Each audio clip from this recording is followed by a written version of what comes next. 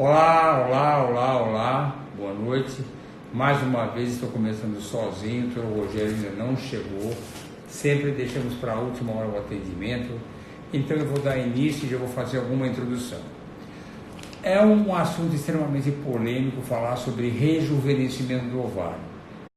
Porque o rejuvenescimento é uma coisa, a reativação folicular é outra. Então aqui eu vou para o primeiro conceito.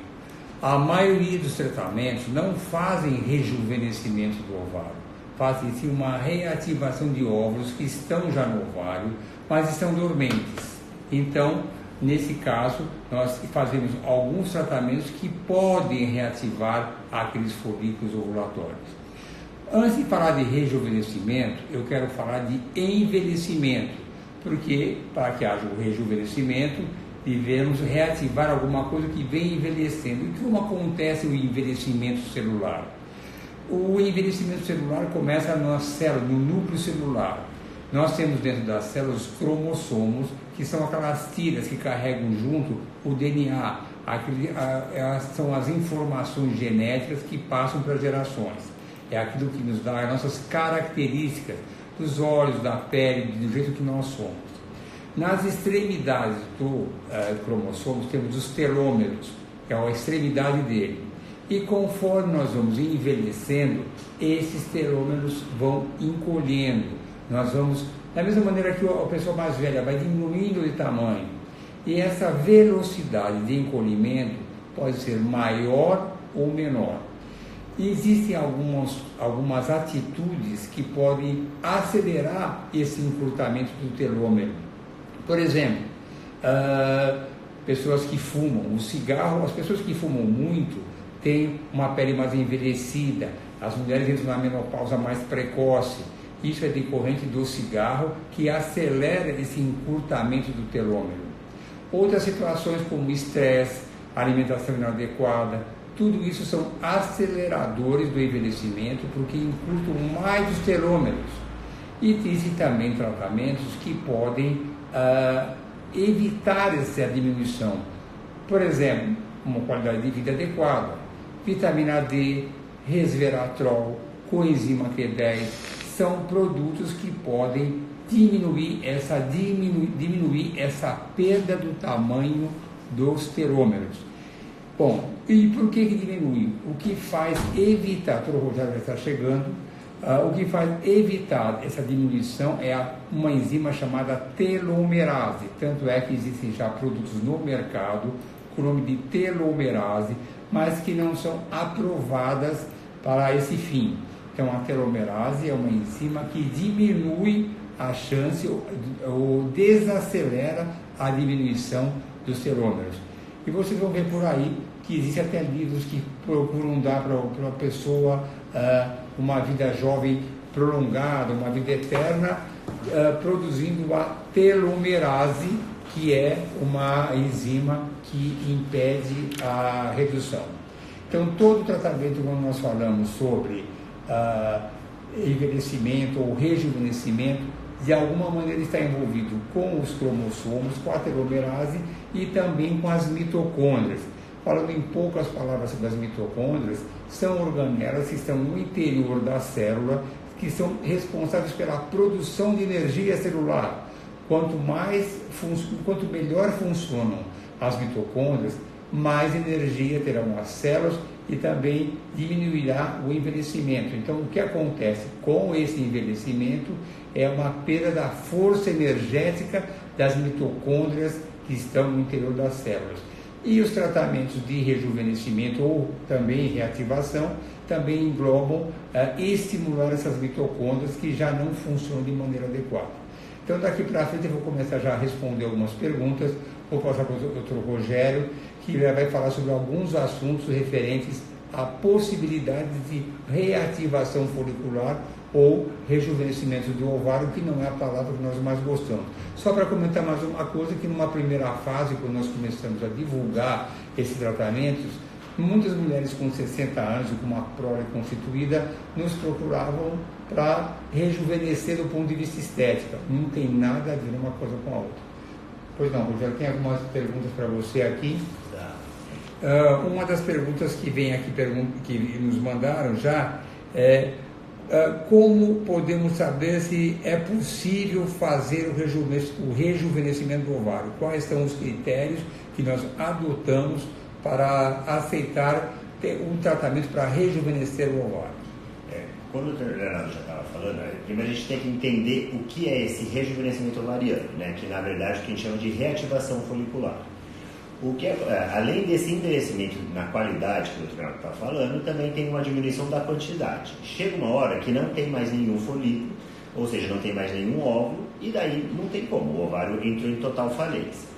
Se a paciente o ovário já entrou em total falência, que não tem nem mais folículos primordiais, não tem mais como fazer reativação folicular, né? Então, porque a gente na verdade não está fazendo o ovário rejuvenescer, a gente está ativando folículos que eles estão dormentes.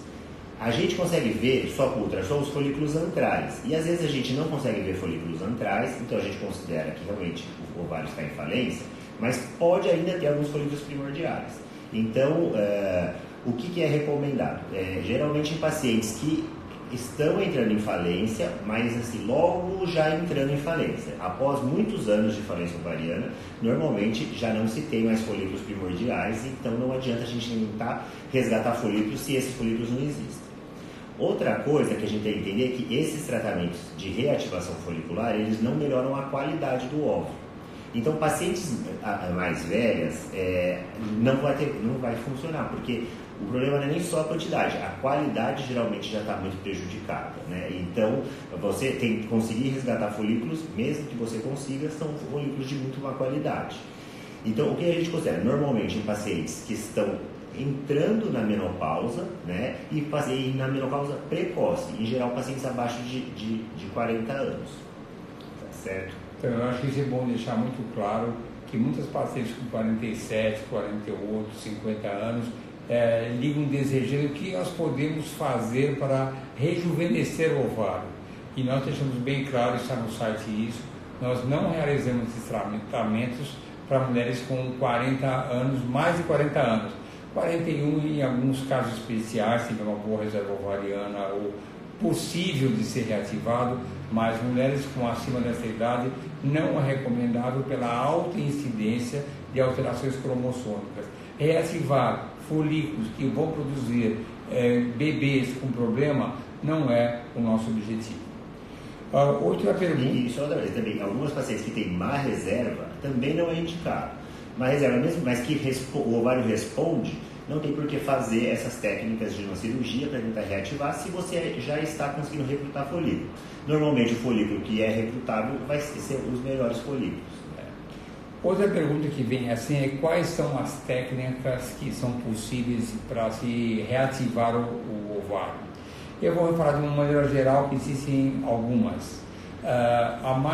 Uma que é muito falada, que já saiu no jornal, que é do japonês Kawamura, que ele tira fragmentos do ovário, chama-se pela via QT. Eu vou falar dessa técnica agora, que é uma delas. A via QT é um procedimento cirúrgico em que se retira, através de uma videolaparoscopia, um fragmento do ovário. Esse fragmento é embebido numa substância ativadora que é chamada QT e depois de alguns dias ela é recolocada novamente próximo ao ovário ou próximo à tuba uterina para que possa estar próximo do lugar onde ocorre a fertilização. Esse procedimento é feito com sucesso praticamente só com o grupo japonês. E qual é o inconveniente que nós vemos? Em primeiro lugar, porque para realizar esse procedimento é necessário 2 intervenções cirúrgicas.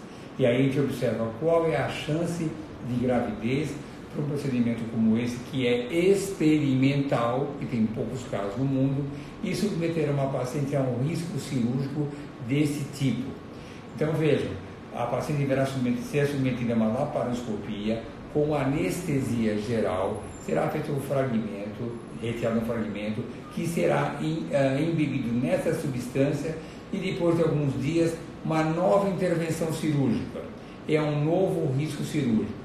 Num congresso no exterior, eu estive próximo com a Kawamura, um japonês muito simpático, fácil de conversar, e eu falei que eu tinha desejo de fazer essa técnica aqui no Brasil, porque essa substância AQT é uma coisa própria dele.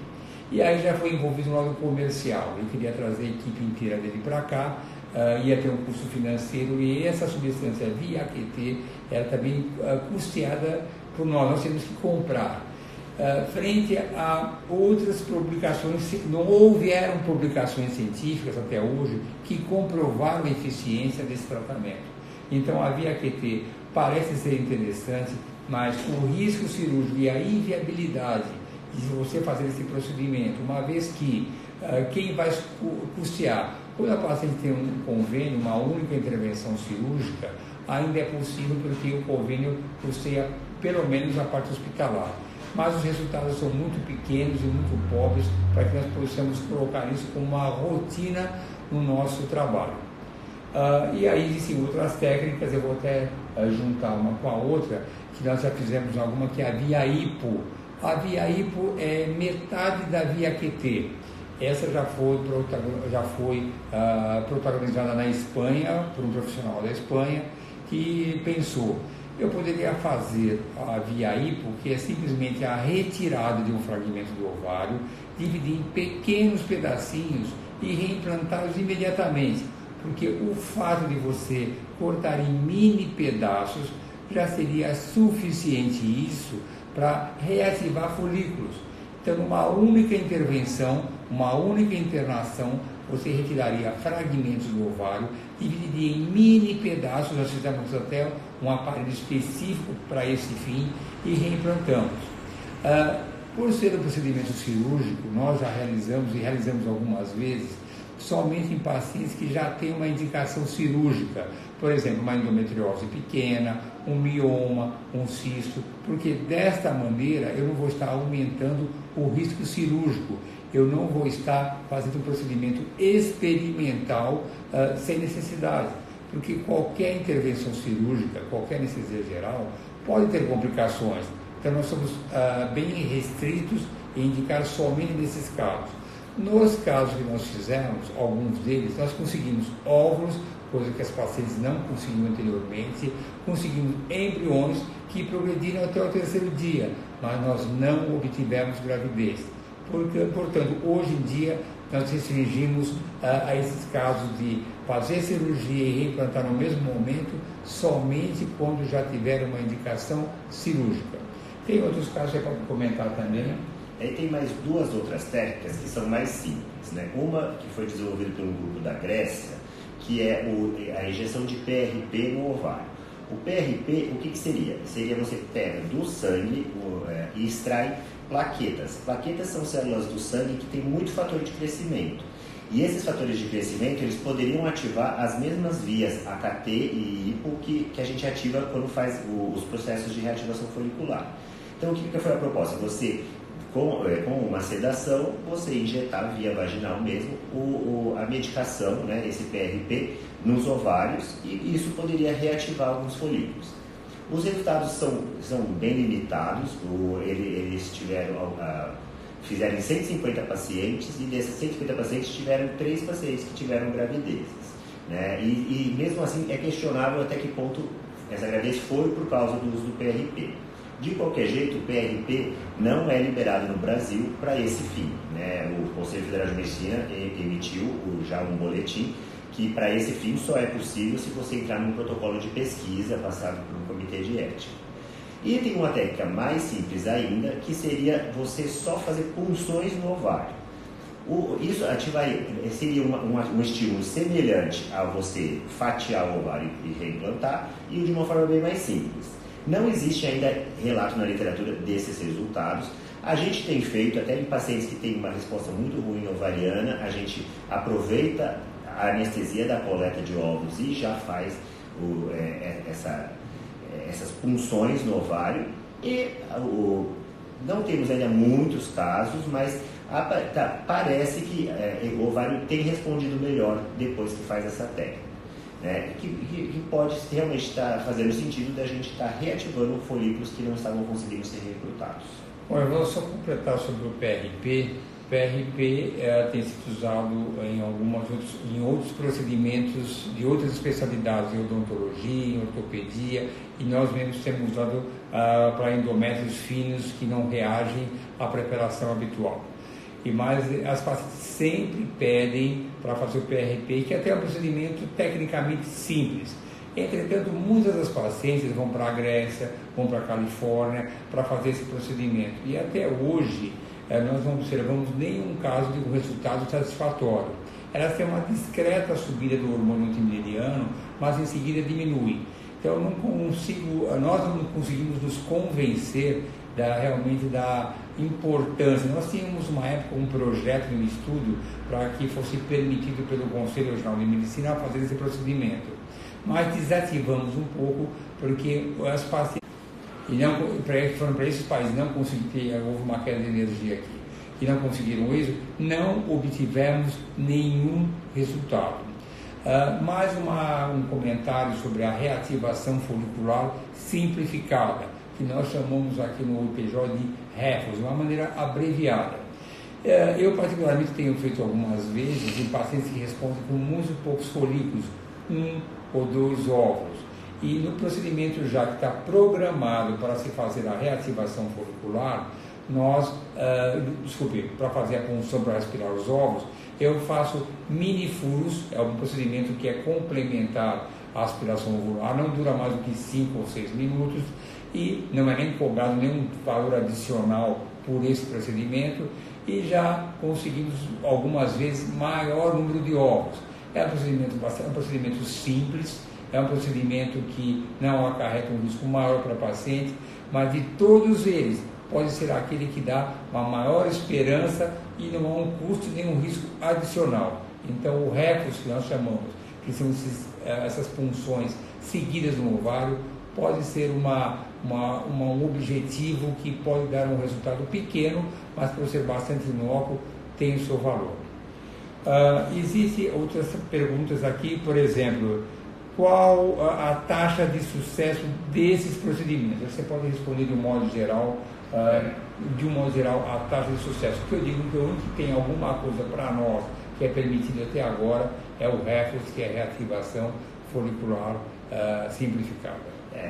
Na literatura, o que tem descrito dessas técnicas, o Dr. Kawamura, do Japão, que faz a reativação folicular completa, ele tem mais já dados divulgados, ele já vem fazendo há muito tempo, mas no último congresso, o que ele apresentou, que ele fez em 150 pacientes, dessas 150 pacientes, somente 90 tinham algum folículo, porque ele faz uma biópsia do ovário antes para ver se tem folículo primordial. Das 90 que tinham folículo primordial, foi feita a técnica e ele conseguiu 10 gravidezes. Né? Dessas 10 gravidezes, 4 evoluíram por aborto, então ele teve 6 partos de pacientes. De 6 de 150 pacientes, né? Mais ou menos 4% só. É um resultado pequeno, pensando em tudo que envolve, mas são pacientes que não tinham outra chance de gravidez, que só teriam um óvulo doado e elas conseguiram gestação. Então é um resultado que é muito fraco ainda, mas é a única opção. Com o PRP, eles descrevem 3 gravidezes, mas eram pacientes que não estavam em falência ovariana. Das que estavam já em falência ovariana, nenhuma conseguiu gravidez.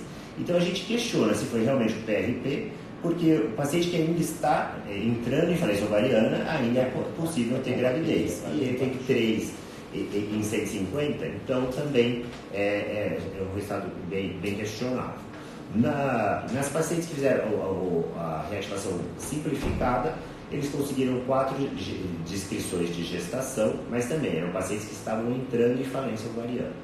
Com o REFOS, a gente ainda não tem um dado concreto, assim, estatístico para contar, mas a experiência que a gente vem tendo, né, com essa simplificada é do ovário ter respondido melhor mesmo em outras coletas. Dentro desses casos do REFOS, eu tenho um caso bastante interessante, que é do Paraná. Tinha feito várias tentativas sem conseguir sequer um óvulo. É claro que a paciente estava praticamente na menopausa, um FSH extremamente alto, um antimileriano menor do que 0,2, algo muito pequeno. E nessa tentativa foi feita uma estimulação ovariana e consegui um folículo que não tinha óvulo, mas eu fiz o REFOS. Bom, em outra estimulação ovariana, sempre a seguir, eu já consegui 3 óvulos. É claro que é pouco, não estou achando que é uma coisa fenomenal, Mas para quem não tinha nenhum óvulo numa situação dessa, ter 3 óvulos já é algum resultado. Uma pergunta que nos chega aqui agora é: como fazer o procedimento após a reativação folicular? É necessário fazer uma fertilização ou pode engravidar naturalmente? Na verdade, quando chega a esse ponto de se ter uma falência ovariana, uma iminência de falência ovariana total, toda a energia para você engravidar deve ser utilizada. Você fazer isso e esperar que espontaneamente aconteça uma gestação pode ser crucial. Isso então é fundamental que a pessoa faça um tratamento de fertilização in vitro, porque é o procedimento que dá a máxima chance de resultado. Então, desta maneira, nós temos que fazer uma fertilização in vitro, que é a que dá a máxima chance de resultado. Mais uma perguntinha que tem aqui, se existem, são tantas perguntas aqui, taxa de sucesso já falamos, que essa pergunta aqui, a idade e tem mais alguma pergunta que chegou aqui, para mim aqui? Tem aí agora. Bom, nós já falamos tudo o que podia fazer, mas um procedimento que eu quero conversar com vocês também, que nós não falamos, é a injeção de mitocôndrias. Talvez esse seja o procedimento que tenha o nome de rejuvenescimento mais cabível, porque o que é feito com a injeção de mitocôndria? Em primeiro lugar, esse procedimento é realizado em poucos lugares. No Canadá, é o Casper que faz, em Dubai, e ele faz uma fertilização, aspira um óvulo considerado velho, então tem que ter o óvulo, aí ele tira um fragmento do ovário, pega folículos primordiais e aspira as mitocôndrias jovens. Então, as mitocôndrias, que é a fonte energética das células, é retirada do óvulo jovem e reimplantado no óvulo mais velho. Com isso ele consegue sim um rejuvenescimento. Então esse é um rejuvenescimento que a gente chama de transplante de mitocôndrias homólogo, porque é da mesma paciente. Existe a implantação de mitocôndrias heterólogo, quando você tira as mitocôndrias de uma outra paciente jovem e implanta essas mitocôndrias nesta paciente mais velha. É uma maneira de você reativar o potencial da célula e dar um rejuvenescimento. Esse que é o homólogo, que talvez seria o único que seria permitido, porque você manteria o mesmo padrão genético, não poria um padrão de um doador, porque o problema de você trazer mitocôndrias de um doador é porque esse embrião teria uma carga genética do pai, da mãe e de um doador. Então teria 3 cargas genéticas, e isso em condições normais não é permitido. Na Inglaterra, em situações especiais, quando tiver uma doença que causa uma insuficiência de mitocôndria, nesses casos especiais é permitido. A injeção de mitocôndrias homóloga que é feito é somente nesses países, e o preço é exorbitante, algo acima de $60 mil. Quem quiser saber um pouco mais sobre isso, pode entrar no site, chama-se OvoScience, Ovo Science em inglês, e procura um tratamento chamado Augment, A-U-G-E-M-T, Augment, e vão saber mais sobre isso. Mas é uma coisa experimental, e eu posso considerar que é experimental, porque em todos esses congressos que nós vamos pelo menos de 8 a 10 congressos, a equipe toda, internacionais, e não se fala nisso. Pois isso significa o quê? Que é um tratamento experimental que ninguém conseguiu repetir, e não existem trabalhos científicos que comprovam esse efeito. Então, só ter muito cuidado com esse entusiasmo, e eu tenho pacientes que foram até Dubai para conseguir esse tratamento, mas na verdade não obtiveram tratamentos, não obtiveram um resultado satisfatório. Tem uma pergunta aqui, André, que é o antimileriano de 0,3 e 39 anos, poderia se beneficiar desse tratamento? Na verdade, se o antimoniano está baixo, ou seja, provavelmente uma baixa reserva, e deve ser uma respondedora, ou seja, vai ter poucos ovos. Mas se tem ovos ainda, não é indicado a reativação folicular. Esses são casos em que realmente o ovário não responde mais ao estímulo, que daí a gente tenta resgatar folículos que não estão mais respondendo aos nossos tratamentos hormonais.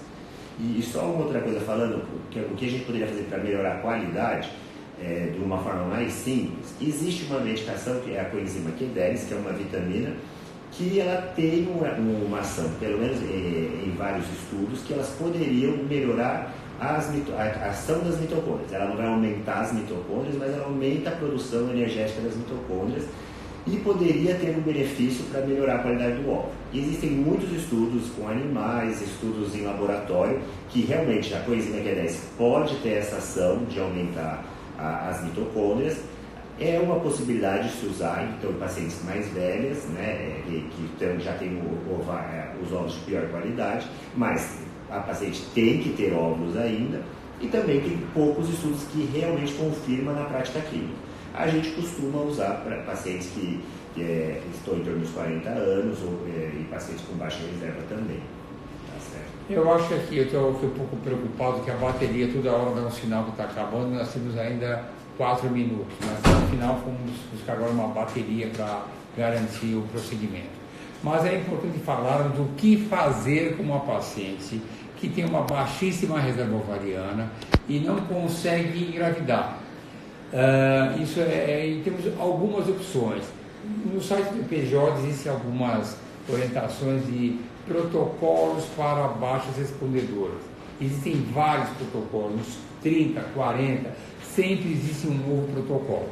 Então, o que pode ser adicionado? Então, um que nós usamos com alguma frequência, e tem um novo agora, que é com o hormônio do crescimento, GH. O GH, que é o hormônio do crescimento, é usado para várias situações, mas ele pode também estimular as mitocôndrias. E o protocolo longo com GH, que nós já temos alguns resultados satisfatórios de pessoas que não tinham gestação, e nós tivemos embriões e gravidez, você começa o GH 2 meses antes, porque o óvulo que está nesse momento, no momento de ovulação, na verdade ele começa a ser recrutado 2 meses antes, pelo menos 1 mês e meio. Então não adianta tratar de última hora. Esse óvulo tem que ser cultivado e tem que ser estimulado com o hormônio de crescimento para que as mitocôndrias sejam estimuladas e produzam um óvulo de boa qualidade. Então essa é uma possibilidade. A coenzima Q10 tem essa finalidade também, estimular a coenzima, e deve se ter dado com antecedência. E aí podemos somar outras coisas. O DHEA, que não é uma maravilha para todos os pacientes, mas ajuda em muitos casos. A testosterona, iniciada no ciclo que se antecede, também não é uma maravilha, mas ajuda muitas pacientes. Temos protocolos de Minifib Plus, são vários protocolos que podem beneficiar a paciente para que ela consiga, em que seja poucos ovos, mas poucos ovos de uma ótima qualidade e podem levar à gestação. Muitas vezes as pessoas se impressionam, minha amiga teve 10, 15 ovos, achando que isso significa um sucesso garantido na gravidez. O que mais importa é ter poucos ovos, ter pelo menos poucos ovos de ótima qualidade e que gerem embriões saudáveis. Então, sempre existe uma alternativa para aquela mulher que está próxima da menopausa ou num período difícil, que produza poucos ovos, ou pacientes mais jovens que têm uma baixa resposta, que não precisem passar por técnicas experimentais e agressivas, porque essas técnicas mais agressivas são às vezes muito invasivas e podem não levar nenhum resultado satisfatório ou com uma chance mínima. Isso é complementando, né? A gente está falando de tudo isso para tentar uma gestação com óvulos próprios, mas lembrando que com óvulos doados é possível uma gestação, mesmo que a paciente já tenha anos de menopausa, é possível gravidez, mas usando óvulos doados, né? Então, a gravidez é possível, mesmo em pacientes que já tenham entrado em falência ovariana há muitos anos. Bom, agora já são 8h30, a gente vai finalizar então essa live, deixando claro que nós temos aqui um e-mail que é o saúde, Vocês podem mandar as perguntas e nós responderemos com o máximo prazer, dentro das nossas possibilidades e dentro da ética e da lei, sempre seguindo esses princípios, aquilo que é possível ser feito aqui no nosso país, porque nem sempre a ética aqui no Brasil é diferente dos Estados Unidos, diferente da Espanha, diferente da Grécia. Coisas que são permitidas em outros países, o Conselho de Ética aqui, o Conselho Regional de Medicina, não permite. Então vamos encerrar essa live. Obrigado para todos vocês por terem nos ouvido esses 30 minutos e estamos à disposição mais uma vez pelo e-mail saúde@ipgo. Boa noite. Boa noite.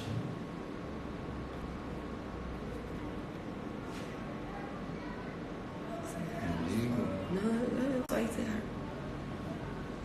Eu não sei encerrar esse negócio. Mas já apertei, já vi aqui. Encerrar o vídeo.